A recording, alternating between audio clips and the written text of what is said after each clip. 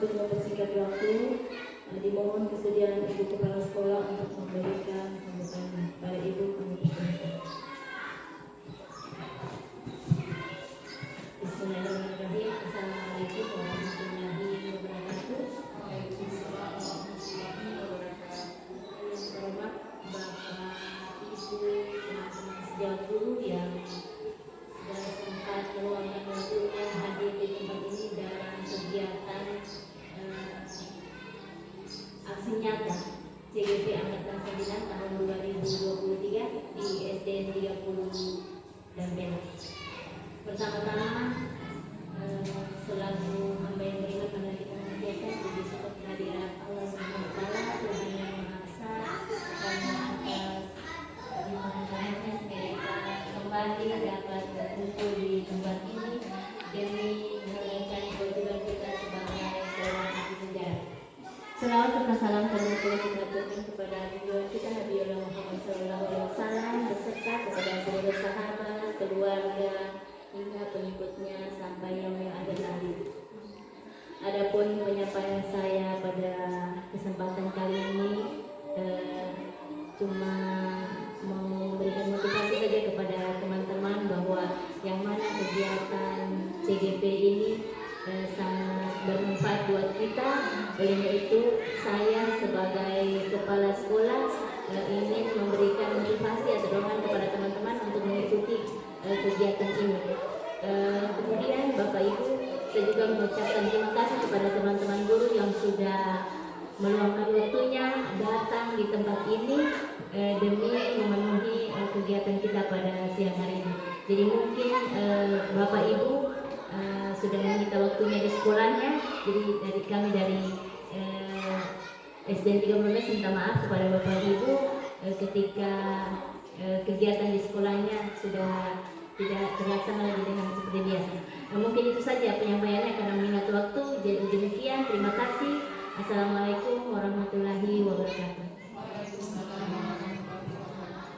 Terima kasih kami ucapkan kepada Ibu Kepala Sekolah. Dan selanjutnya saya akan memaparkan materi terkait apa yang sudah saya dapatkan selama pendidikan dari sekolah. Baik Bapak Ibu, sebelumnya saya akan membacakan latar belakang dari kegiatan kita pada hari ini, yaitu di mana pembelajaran di sekolah yang berlangsung dengan baik jika didukung penerapan budaya positif. Dengan budaya positif akan terwujud pembelajaran yang berpihak kepada siswa, sehingga siswa bisa belajar dengan aman, nyaman, dan senang. Untuk mendukung terwujudnya budaya positif di sekolah perlu adanya pembentukan keyakinan kelas dan penerapan segitiga restitusi. Nah, di SDN 30 Belas ini tidak semua guru paham tentang keyakinan kelas dan segitiga restitusi. Oleh karena itu perlu diadakan sosialisasi semacam ini tentang pembuatan keyakinan kelas dan penerapan segitiga restitusi bagi guru di sekolah ini.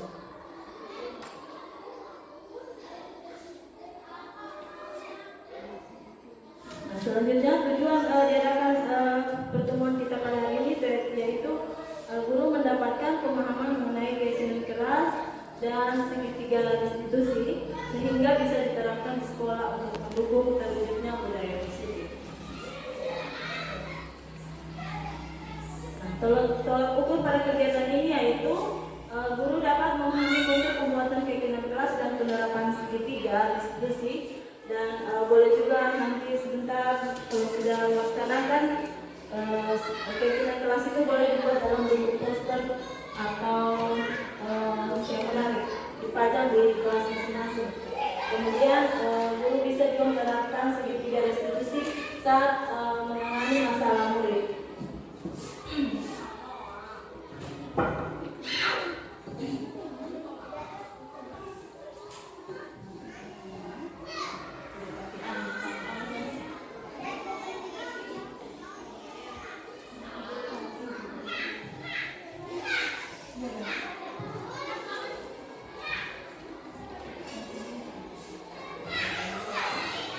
Baik, kegiatan kita pada saat ini dukungan berupa dari persetujuan kepala sekolah dan rekan-rekan guru sekalian terima kasih sudah mendukung pelaksanaan pada hari ini. Selanjutnya, maaf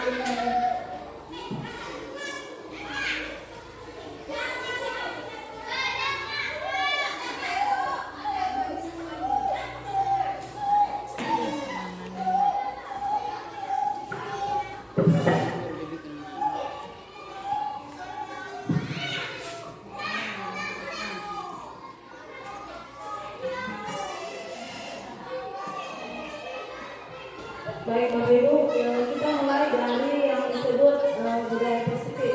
Seperti apa itu budaya positif? Nah, di sini kami menyebutkan budaya positif adalah suatu pembiasaan positif yang di dalamnya itu mengandung sejumlah kegiatan yang mampu menumbuhkan karakter murid. Nah, di sini karakter murid itu sesuai dengan profil pelajar Pancasila, ada mandiri, ada benar kritis, kreatif, bergotong royong, berkebinekaan tunggal, dan yang pertama itu adalah bertakwa kepada Tuhan Yang Maha Esa. Selanjutnya, nah, di dalam budaya positif itu ada yang terlibat di dalamnya itu ada awalnya sekolah, kemudian kebiasaan-kebiasaan baik, terus karakter baik, terus saling bekerja sama, saling menghormati, saling mendukung, saling belajar dalam lingkungan yang positif. Selanjutnya, nah di sini ada beberapa pertanyaan yang sering kita sudah terapkan, yaitu di sini ada hukuman. Selama ini kita hanya memberikan hukuman kepada anak-anak, bukan berarti hukuman yang istilahnya masih menekan pada diri anak itu, masih berbeban mereka. Nah, sementara yang kami pelajari itu bukan seperti itu. Jadi di sini ada hukuman dapat mendisiplinkan anak, kemudian ada pemberian hukuman dengan hal positif seperti membaca atau membersihkan halaman sekolah, dapat meningkatkan disiplin anak. Ada juga yang memberikan penghargaan dan dapat meningkatkan motivasi belajar. Nah, kesemuanya ini yang telah kita lakukan. Misalnya saya kemarin itu anak-anak kalau sampai 6 bulan selesai saya akan berikan 2 bulan. Nah, seperti itu namanya berupa penghargaan. Sementara seperti itu menurut pemilu. Jadi dia itu mau belajar nanti diberi hadiah. Nah, itu beri menurut pendidikan saat ini. Kemudian hukuman seperti dia terlambat, nah kita suruh berdiri di depan kelas, atau kita suruh membersihkan WC, nah itu maksudnya tidak dibenarkan seperti itu, hukuman seperti itu. Oke, sebentar kita lanjut. Baik, di sini ada konsep budaya positif. Yang pertama itu perubahan paradigma belajar, kemudian disiplin positif yang sudah saya bacakan tadi, kemudian kebutuhan dasar manusia, kemudian motivasi perilaku manusia, kemudian ada yang disebut dengan posisi kontrol restitusi, kemudian sebentar kita akan mengadakan pertemuan kelas, dan segitiga restitusi. Maaf ibu, tidak ada perkiraan jadi.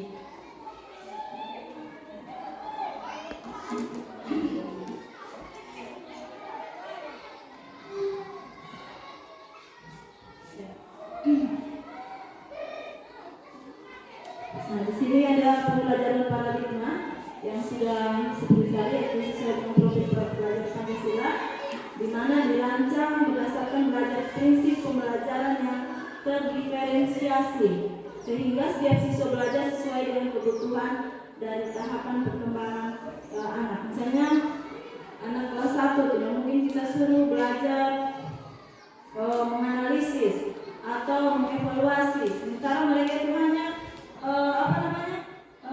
menyebutkan, kan? Mereka hanya menyebutkan atau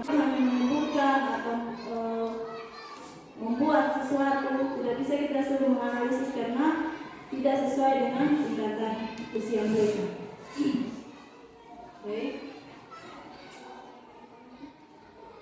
Selanjutnya, nah, dalam pendidikan kita berpatokan kepada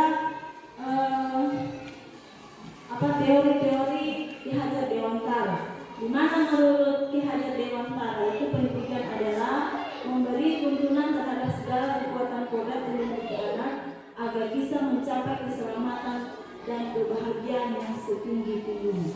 Jadi selama ini kami mempelajari modul 1 itu tentang penerapan Ki Hajar Dewantara, yang mana bahwa pendidikan itu ibarat petani. Kita yang dianggap petani, apabila mampu merawat tanaman yang ditanamnya agar bisa tumbuh dengan baik, dengan cara mengolah tanah dengan baik, memberi air dan pupuk dengan cukup, serta mampu membasmi hama yang ganggu. Nah, seandainya walaupun itu lokasi itu subur, kemudian bibitnya bagus, tapi kalau petaninya tidak rajin merawat, maka yang padi tadi tidak bakalan tumbuh dengan bagus atau berhasil, seperti itu.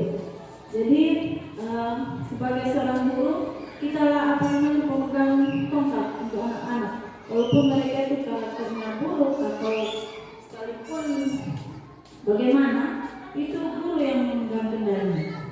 Kemudian menurut Ki Hajar Dewantara lagi menyadari sepenuhnya bahwa pendidikan bukan tabula rasa, tapi memahami bahwa anak didik sudah punya tulisan kodrat tersendiri. Kita hanya mampu untuk menebakkan. Jadi mereka sudah punya masing-masing sudah ada kodratnya. Tinggal guru yang menebakkan itu kodrat masing-masing. Kemudian kita yang mewarnai dan juga menghapus sesuatu yang salah. Nah, betul-betul salah ya, yang salah dan yang ada pada diri murid. Kemudian di sini juga petani itu tadi ibarat petani tidak mampu mengubah padi menjadi jagung. Kita tanam padi lantas jagung yang tumbuh, ya, atau sebaliknya. Ya, pendidik itu hanya dapat menuntun siswa dan harus menyesuaikan dengan kodrat alam dan kodrat sang.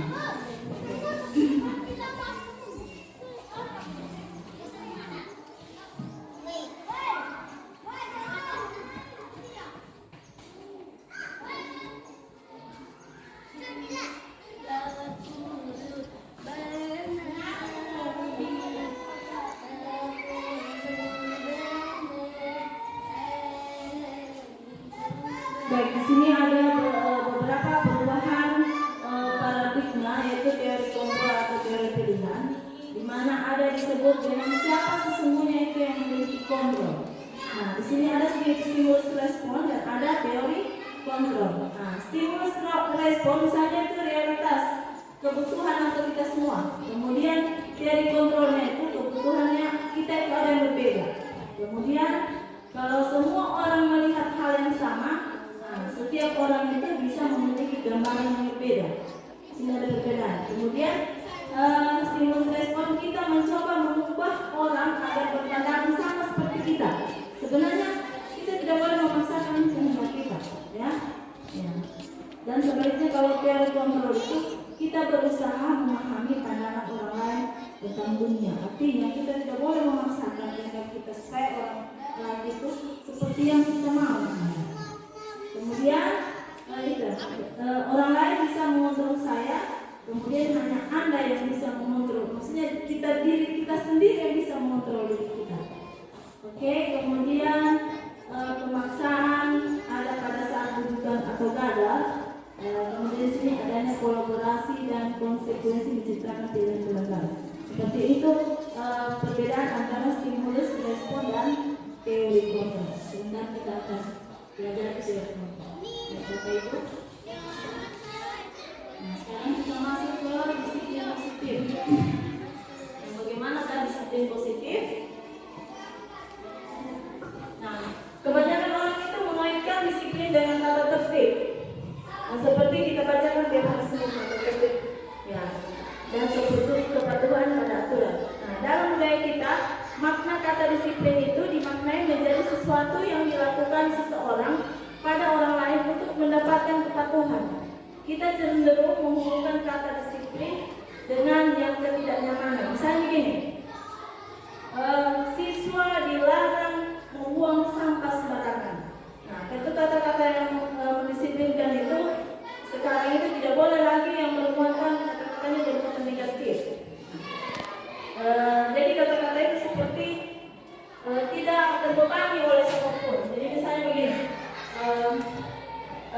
siswa menjaga kebersihan lingkungan sekolah dan lingkungan kelas. Gitu. Jadi tidak ada lagi dibilang siswa dilarang membuang sampah sembarangan. Nah, kata-katanya yang berhubungan dengan kata disiplin itu tidak boleh dibuat ke dalam kata-kata yang sepertinya bernada negatif.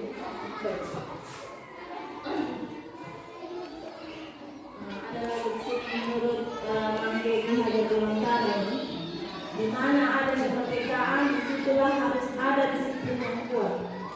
Sesungguhnya disiplin itu bersifat self disiplin, yaitu kita sendiri yang mewajibkan kita dengan sekeras-kerasnya, tetapi itu sama saja. Sebab ketika kita tidak cakap melakukan self disiplin, wajiblah yang lain mendisiplinkan kita. Dan peraturan demikian itulah harus ada dalam suasana merdeka. Jadi menurut Ki Hajar Dewantara, yang mendisiplinkan itu diri sendiri, bukan orang lain. Seperti itu. Jadi tumbuh dari diri sendiri. Walaupun disuruh orang lain, hati kita tidak tergerak, pasti itu disiplin itu. Seperti kita kan kalau ke sekolah sering lambat karena ya mungkin sudah terbiasa. Itu kan berbawa waktu. Jadi mendisiplinkan maksudnya dari diri, bukan dari tata tertib dan kemudian.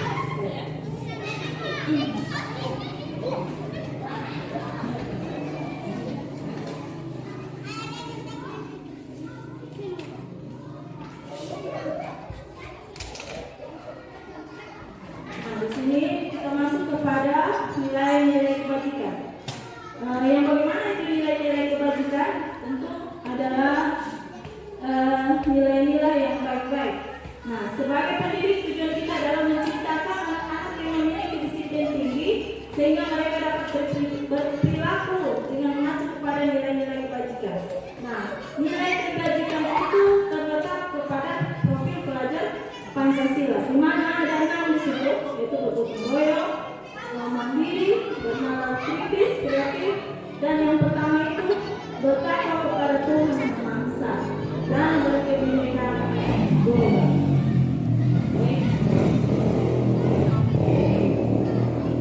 Kita masuk kepada bagaimana disebut dengan kebutuhan dasar manusia. Nah, yang pertama kebutuhan dasar manusia itu yang pertama adalah bertahan hidup. Nah, kita kalau bertahan hidup itu pasti yang pertama berkah kanan. Kalau tanpa makanan ya kan kita tidak bisa lah. Ya, kemudian kasih sayang baik dari keluarga, teman, anak-anak dan sebagainya. Kemudian kebutuhan kesenangan, mungkin kita senangnya jalan-jalan atau ya kemana saja, refreshing. Kemudian kebebasan, kita juga harus diberi kebebasan. Maksudnya kita tidak kayak kita guru ini tidak harus melaksanakan tugas sebagai guru, tapi kita ada refreshing untuk bebas mau menjalankan selain guru seperti itu. Kemudian penguasaan. Nah, di sini juga ada namanya penguasaan. Misalnya seorang murid itu kalau penguasaan dia mau berkuasa di dalam kelas, maunya saja seperti itu. Dia maunya teman-temannya dia rangkum, dia jadi bos. Itu penguasaan. Begitu juga mungkin kalau kita berlaku seperti guru, maunya ya penguasaan seperti apa muncul dari diri bahwa saya ini maunya begini.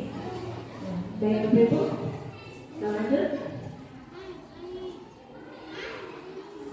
Nah, ini ada keterangan yang bagaimana itu kebutuhan hidup, bertahan hidup, yaitu kebutuhan yang bersifat psikologis untuk bertahan hidup, misalnya kesehatan, rumah.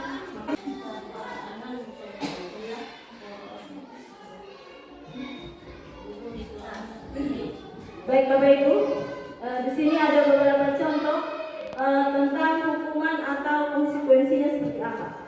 Misalnya begini, kita menyuruh siswa mencatat 100 kali dalam buku kalimat, saya tidak akan terlambat lagi. Nah, itu merupakan hukuman.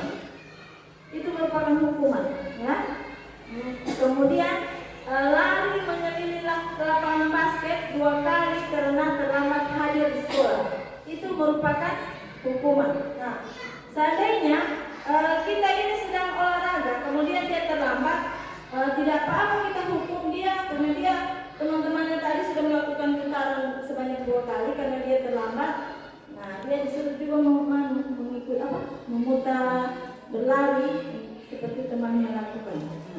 Tidak boleh juga kita suruh dia sampai 5 putaran, dia harus 2 putaran seperti temannya lakukan tadi karena dia terlambat. Nah, kemudian murid diminta push up, nah itu hukuman. Itu tidak boleh kita lakukan karena apalagi kalau siswa yang masih umur berapa kalau disuruh push up kan tidak aneh ya. Kemudian, nah ini menggantikan kertas tugas teman yang telah dicoret. Nah ini disebut konsekuensi. Jadi misalnya ada teman-teman, nah tidak boleh begitu, harus menggantikan itu teman yang telah dicoret. Nah itu konsekuensi. Kemudian, berjemur di lapangan basket. Ya ibu guru tidak boleh juga bersuruh anak-anaknya berjemur, nanti pingsan. Nah, kemudian itu merupakan hukuman. Kemudian murid diminta telanjang kaki sepanjang hari karena dia menggunakan sepatu. Misalnya ada kita hari Senin jadwal sepatu hitam. Nah, sementara itu anak dia mungkin keburu-buru dia pakai sepatu putih. Nah, baru kita hukum seperti itu. Nah, itu namanya tidak hukumannya tidak ini. Bisa diambil. Nah, pakai saja ini. Nanti besok jangan lupa ya pakai sepatu yang sesuai ditentukan. Nah, kemudian ada lagi berdiri di depan kelas sambil mengangkat kaki.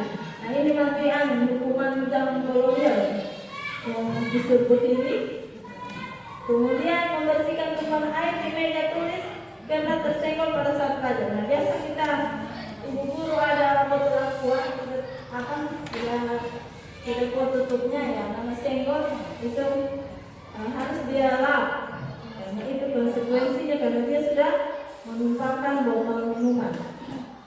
Kemudian kehilangan 10 menit jam istirahat. Nah, misalnya pilih dia terlambat masuk. Nah, kita konsekuensinya itu jangan kita suruh berdiri. Kita bilang, kau nanti sebentar, teman-teman istirahat duluan. Kau di belakang ya, karena kau terlambat. Kau mengerjakan tugas. Seperti itu kita berikan. Tidak harus kita suruh dia, kau terlambat, berdiri saja di situ di depan pintu. Nah, jadi karena kau terlambat, jadi sebentar, kalau istirahat temannya, kau jangan beristirahat. Kau selesaikan dulu itu pelajaran. Jadi seperti itu yang disebut konsekuensi. Baik, kita lanjut. Maaf ini Bu, saya bicara terus. Ada yang di sini disebut posisi restitusi kontrol. Nah, yang seperti tadi selama ini Bu kita lakukan itu adalah penghukum. Nah, kemudian membuat rasa bersalah. Di mana rasa bersalah ini? Misalnya begini, dia terlambat. Oh ini nanti ibu ini dimarahi kepala sekolah karena tidak mengajarkan kau untuk disiplin. Nah, jadi kalau kita bilang begitu dia terbebani. Gara-gara saya ini ibu guru sudah dimarahi kepala sekolah, ini itu merasa terbebani. Itu disebut dengan membuat rasa bersalah. Kemudian teman, nah di mana kalau dia terlambat, seperti yang kita selalu jadikan dia salah. Kenapa kau terlambat? Nah, diajak teman, nah itu juga tidak boleh seperti itu. Artinya dia semena-mena nanti terhadap kita kalau kita selalu maksudnya dikasih kebijakan seperti itu. Nah, kemudian pemantau. Nah, kita hanya melihat, anak ini selalu terlambat. Cuma kita sekedar kita pantau-pantau saja. Nah, jadi posisi yang paling bagus itu adalah posisi manajer. Nah, di mana posisi manajer ini? Seandainya dia terlambat, jangan dulu langsung ditanya di depan teman-temannya. Silakan dulu dia. Silakan dulu Mas. Nah, sebentar istirahat. Menghadap ke ibu ya, ibu di kantor. Nah, di situ baru kita kenapa kau tadi terlambat? Nah, mungkin di alasannya. Mungkin lambat bangun atau mungkin disuruh mama antar kue dulu. Seperti itu memang. Tidak boleh langsung kita eksekusi dia di depan teman. Kenapa kau terlambat? Aku ini di rumah.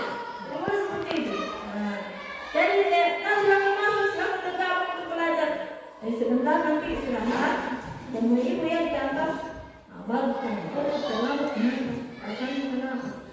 Seperti jadi kita tidak boleh mengeksekusi anak itu di depan temannya karena dia merasa terbebani, ada rasa malu.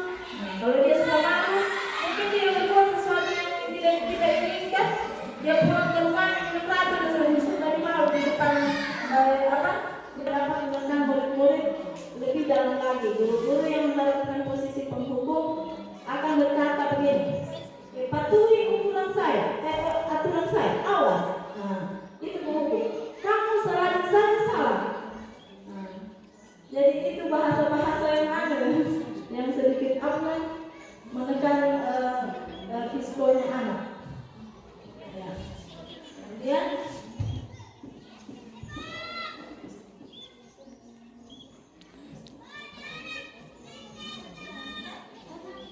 seperti tadi yang saya bilang, perbuatan bersalah dengan itu sangat kecewa sekali dengan kamu. Berapa kali Papa harus memberitahu kamu ya?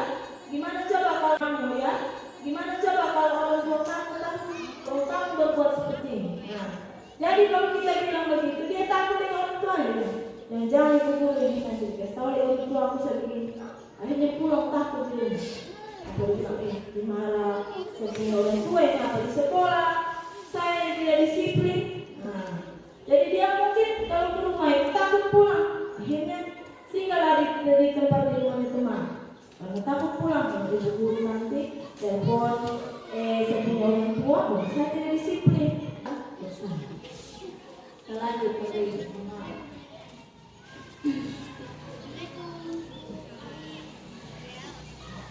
Nah, ini tadi yang saya bilang seperti teman.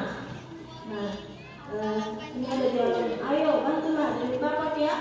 Nah, maksudnya dia itu, kita ada teman, dia mau kalau dengan ibu gurunya, tapi kalau dengan ibu guru lain, dia cuek. Nah, itu teman. Jadi posisi kontrol untuk teman itu juga sangat, maksudnya tidak dianjurkan, karena kalau misalnya dengan saya baik, pas dengan Ibu Irma, dia sudah tidak hiraukan Ibu Irma. Karena mungkin dia pilih-pilih, oh Ibu Irma bagus. Seperti itu. Jadi posisi kontrol untuk teman ini juga tidak, maksudnya tidak efektif. Nah, ini posisi pemantau. Misalnya ini, dialognya. Misalnya peraturannya apa? Apa yang telah kamu lakukan? Sanksi dan konsekuensi apa? Jadi dia ini terkait dengan aturan-aturan yang sudah kita buat. Sepertinya misalnya tata tertib sekolah.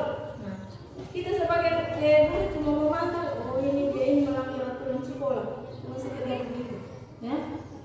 Peraturan apa? Apa yang telah kamu lakukan? Sanksi dan konsekuensinya apa? Jadi sebagai guru pemantau itu sangat mengandalkan cuma mencatat saja dia, mencatat terus. Kalau posisi pemantau mencatat, berhitung-hitung nilainya siswa. Nah, kemudian yang paling efektif itu adalah posisi manajer. Di mana posisi ini guru berbuat sesuatu bersama dengan murid, mempersilakan murid mempertanggungjawabkan perilakunya, yaitu menuntut murid agar dapat menemukan solusi atas permasalahan sendiri. Nah, tugas seorang manajer bukan untuk mengatur perilaku seseorang. Kita membimbing murid untuk mengatur dirinya. Kemudian perlu disadari bahwa tujuan akhir dari 5 posisi kontrol seorang guru adalah pencapaian posisi seorang manajer, di mana posisi inilah murid dapat menjadi pribadi yang mandiri, merdeka, dan bertanggung jawab atas segala perilaku dan sikapnya, yang pada akhirnya dapat menciptakan lingkungan yang positif dan nyaman. Nah, seperti saya bilang tadi, kalau kita ada anak berbuat kesalahan, kita panggil, belum hari ini besok. Nanti dipanggil ya, tapi wawancara. Nah, kita tahu, misalnya Muti tahu apa yang ibu panggil sampai Muti di sini. Mungkin dia tahu salah dia, Bu, saya kemarin begini. Di situ kita lihat, kenapa Muti kemarin berbuat salah? Nah, mungkin alasannya ada yang dia bohongi atau dari situlah kita lihat. Nah, Nah,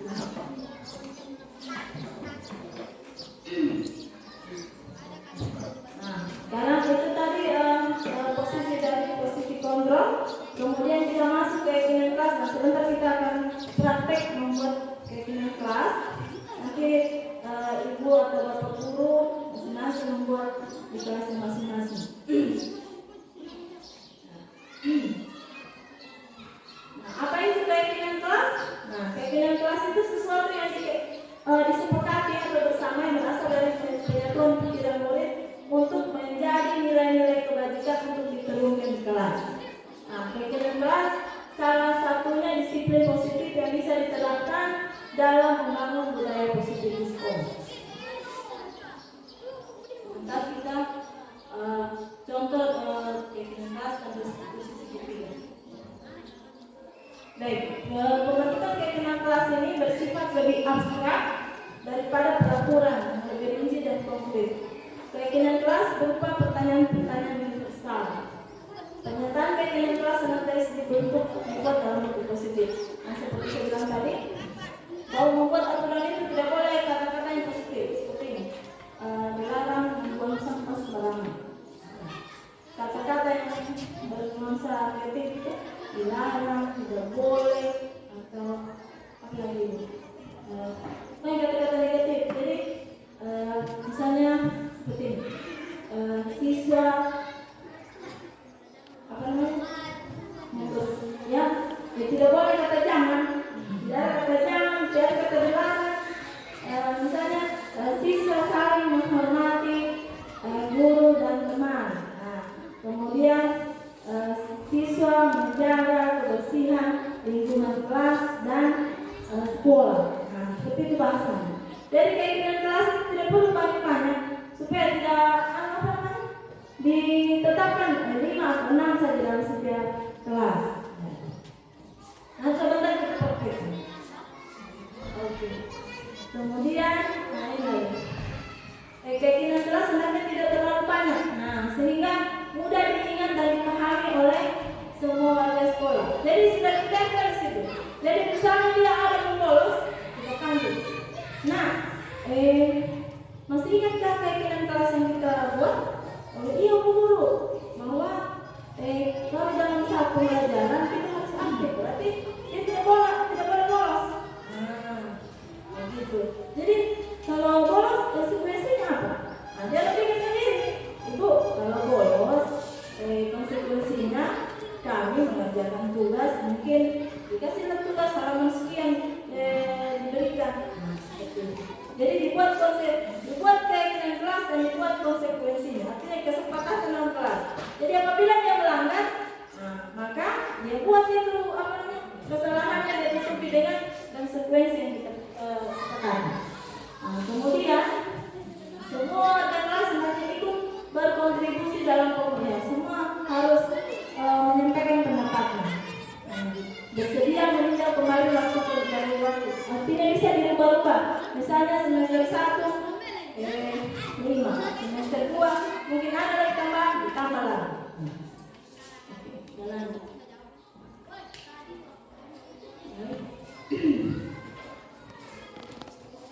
Nah, kita masuk dari keinginan kelas, kita masuk nanti segitiga restitusi. Yang saya bilang katakan tadi bahwa tata cara mewawancarai anak dalam menyelesaikan permasalahan. Nah, di sini ada caranya. Yang pertama itu kita harus memvalidasi tindakan yang salah. Kita tanya dulu, kau tadi menyontek kenapa? Nah, dijelaskan. Mungkin saya belum paham tadi materi Bu, atau saya tadi waktu ibu menerangkan sudah diperhatikan. Nah, seperti itu. Kemudian setelah dia begitu kita tanya, kenapa kau tidak tadi tidak perhatikan? Mungkin dia bilang tadi temanku batu susah dari belakang, jadi saya tidak perhatikan. Nah, seperti itu. Kemudian menanyakan keinginan. Nah, kalau begitu yang keinginan kelas yang kita sepakati tadi seperti apa? Oh, Ibu Guru, iya. Saat dalam pembelajaran kita harus aktif, tidak boleh bercerita. Dia sadar akan kesalahannya itu. Nah, jadi kalau begitu konsekuensi apa? Kalau saya saya harus memperhatikan ibu menerangkan. Baik, nanti sebentar kita akan lakukan. Mungkin kita bagi dua kelompok, satu mewawancarai ada dari siswa, satu dari guru, ya. Baik, ya. Jadi cukup sekian materi saya pada hari ini. Kita kembali kita ke membuat keyakinan classroom. Jadi Bapak Ibu mungkin saya bagikan kertas. Di situ silakan kita praktekkan untuk membuat keyakinan kelas. Masing-masing menuliskan satu keyakinan kelas yang akan kita sepakati.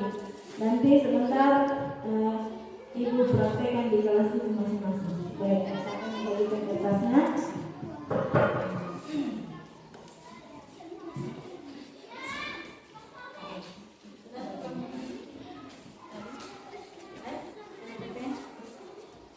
Jadi tulis kata-katanya seperti tadi, tidak boleh bernuansa negatif. Ayat ini. Boleh kita?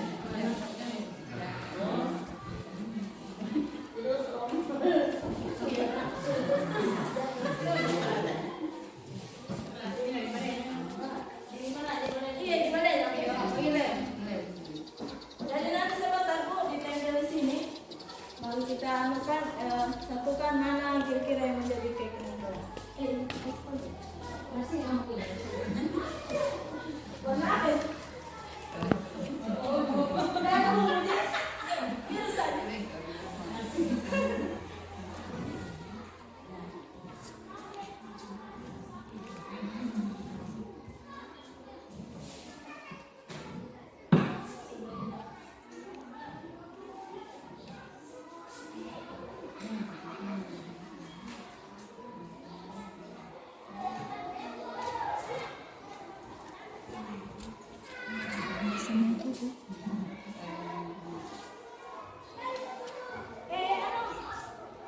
Ada bagi sana, kalau di sana ini sudah.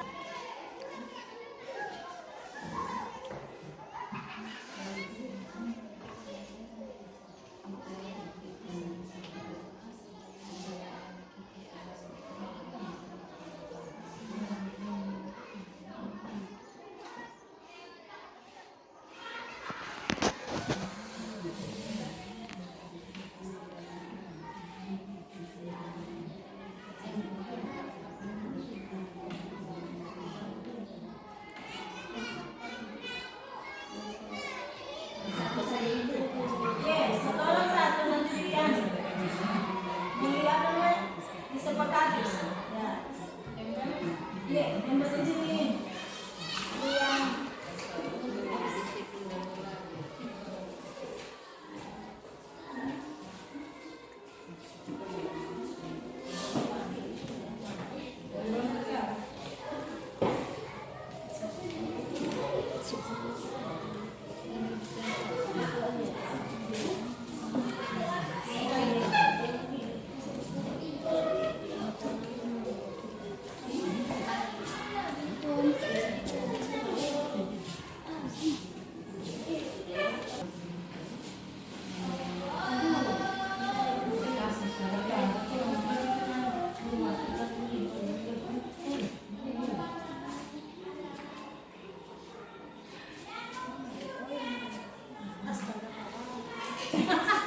Sama di tadi ini.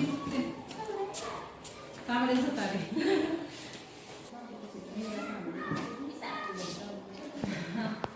Oke, Kita mau dilakukan saja.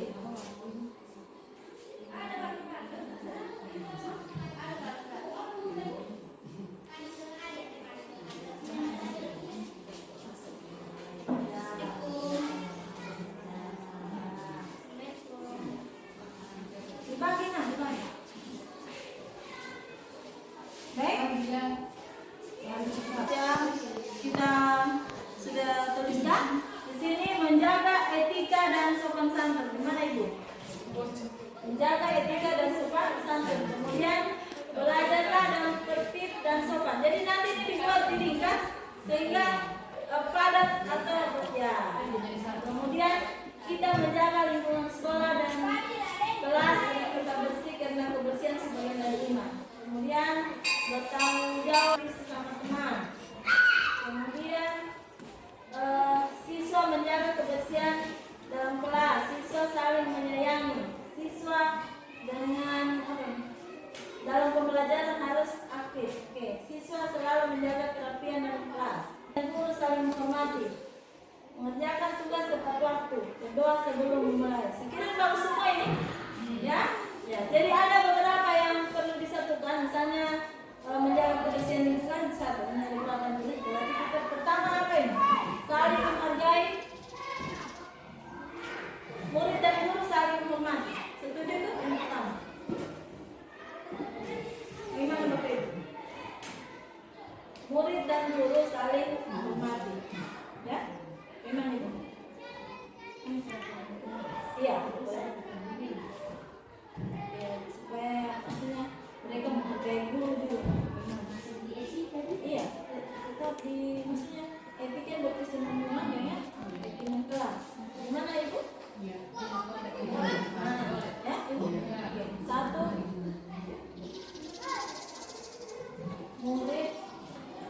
Murid ya dan guru saling menghormati.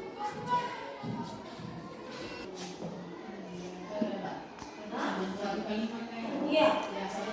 Ya, makanya itu itulah. Jadi berarti bagaimana? Menjaga etika dan sopan santun saja atau murid dan saling menghargai? Jaga etika jelas yang Ya, jadi yang apa saja menjaga etika dan sopan santun. Berarti begini.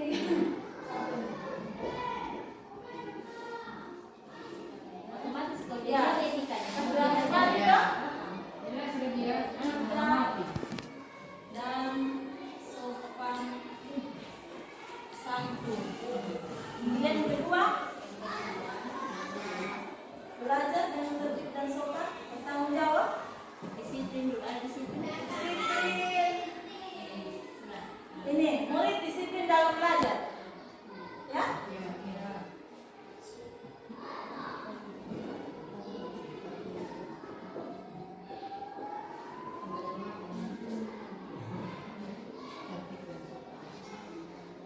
Berarti kalau dia terlambat berarti masuk kategori murid disiplin. Kemudian masuk lagi yang bertanggung jawab, saling menghormati sudah tadi. Kebersihan. Siswa dalam Menjaga kebersihan sekolah dan sekolah. menjaga kebersihan. Kebersihan kelas dan sekolah.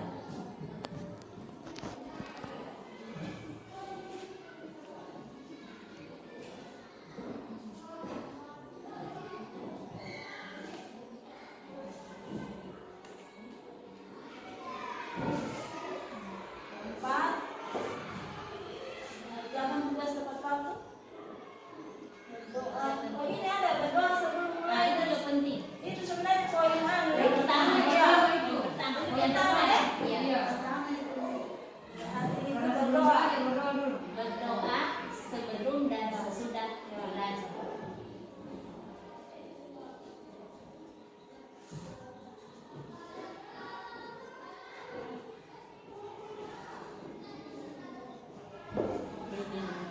Kemudian menjaga kerapian. Masuk? Ya, menjaga kerapian. Sisa selalu menjaga kerapian dalam kelas. Kemudian ada juga saling menghormati. Saya kira sudah sama. Sudah sama. Ya. Belajar dengan tertib dan belajar dengan tertib dan sopan. Masuk ke kelas. Ya. Sopan santun. Sudah. Mengerjakan tugas tepat waktu. Menjaga juga sepatutnya dan Ya, maksudnya disiplin Ya. dan tanggung jawab kan? Jadi misalnya kalau ada tugas PR, bukan Ya. berarti dia harus kerja di sekolah. Ya. Di rumahnya di sekolah. Kemudian kalau tugas dalam kelas harus dikerjakan hari itu.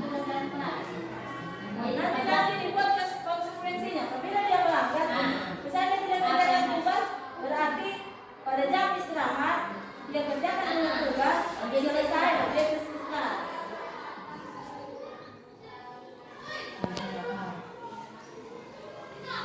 Tidak bukan hukuman, bukan konsekuensi. Baru belajar dengan kebersihan, jaga etika. Dan kebersihan saling menghormati semua. Bisa menjaga saling menyayangi, sisa dalam pembelajaran harus aktif. Baik, sisa dalam pembelajaran harus aktif. Sama dengan yang bisa sepakat. Jadi saya rasa seperti ini kayak keyakinan kelas nanti ibu bapak buat di kelas masing-masing. Jadi kata-katanya itu semuanya harus bernuansa positif, tidak ada dilarang atau jangan. Ya, baik, nanti bapak ibu silakan melakukan keyakinan kelas di kelas masing-masing. Kalau sudah disepakati dengan siswa, ditempel di dinding itu. Jadi kalau saya paling boleh begini, konsekuensinya seperti ini. Jadi disepakati lagi konsekuensinya. Misalnya tadi ini kalau dia tidak mengerjakan tugas, kalau tadi tidak mengerjakan PR ya, boleh nanti setelah jam istirahat, luangkan waktunya barangkali 10 menit mau kerjakan. Nanti kau istirahatnya belakang. Oke Bapak Ibu, baik silakan diminum. Kemudian kita akan melaksanakan segitiga restitusi. Saya kira segitiga. Saya boleh ibu pilih kasus, misalnya ibu pilih kasus yang mungkin anak berkelahi karena disentuh sedikit sudah mulai. Bahasanya kita kan kejempulan. Di sini saya ada tugas ini. Sudah. Nah, saya ada buat skenario. Sebentar saya lakukan ini dengan anak-anak. Skenario-nya ini, yang satu ini guru sementara rapat. Guru sedang rapat, guru memberikan tugas. Dia pulang ke rumahnya membolos, dia tidak kerjakan itu tugas. Dia hanya pulang. Jadi saya bikin skenario ini. Sedikit itu kami yang membolos pada jam pembelajaran. Di sini pada hari Jumat bersama wali siswa. Siswa diberikan tugas agar tidak mengganggu pada saat rapat berlangsung. Keesokan harinya siswa bernama Nurul melaporkan bahwa siswa yang bernama Pani tidak mengerjakan tugas dikarenakan membolos sekolah ketika bapak ibu guru sedang rapat. Saat jam istirahat, nama saya sudah sampai di sini. Bu Ari skenario ini kemarin. Jadi sebentar praktekan untuk mengadakan segitiga restitusi antara siswa dan pengajar.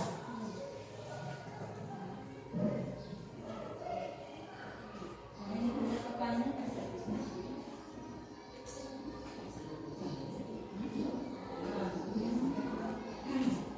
Mungkin kamu tahu kenapa dipanggil? Ya benar, tapi kamu kemarin mengerjakan ya. Iya bu, tapi saya tidak menunjukkan tugas karena saya sudah pulang ke rumah membolos. Itu masih kemudian kita stabilkan identitas. Bu saya ngomong, Pani semua orang itu pasti melakukan kesalahan. Ya, kemudian termasuk guru itu, ya, termasuk kita ini semua hilang, gitu kan? Itu mulai menstabilkan identitas. Namun setiap tindakan itu pasti ada alasannya. Jadi mempanggilnya pun saya minta maaf. Kira-kira mengapa kamu membolos? Jadi jawaban saya apa bu? Soalnya saya kemarin ke sekolah tidak sarapan, artinya membawa uang jajan. Itu alasannya. Lanjut.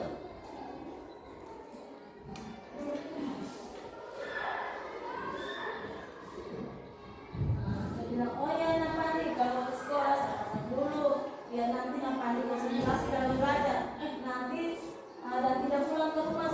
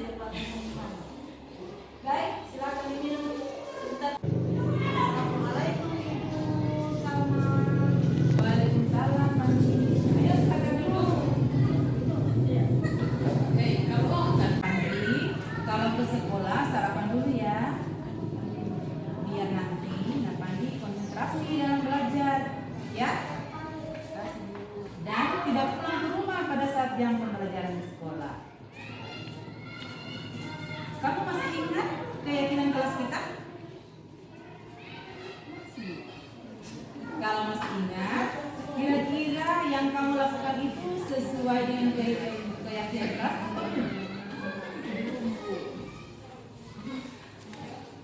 Keyakinan kelas yang mana? Tepat waktu dan aktif di kelas Bu. Nah, ternyata kamu tahu. Lalu apakah kamu punya solusi untuk masalah ini? Iya Bu, pertama kami minta maaf pada karena tidak mengumpulkan tugas. Kemudian yang kedua, saya tidak akan membolos lagi. Dan yang ketiga, saya akan mengerjakan tugas dari Ibu dan akan saya kumpulkan besok. Baik, Ibu apresiasi untuk tanggung jawabmu dan kamu boleh kembali sana. Terima kasih. Permisi Bu. Ya. Ya seperti itu sangat kita melakukan simulasi keyakinan kelas, restitusi segitiga, seperti itulah yang kita akan lakukan di sekolah kita. Jadi silakan masing-masing kelas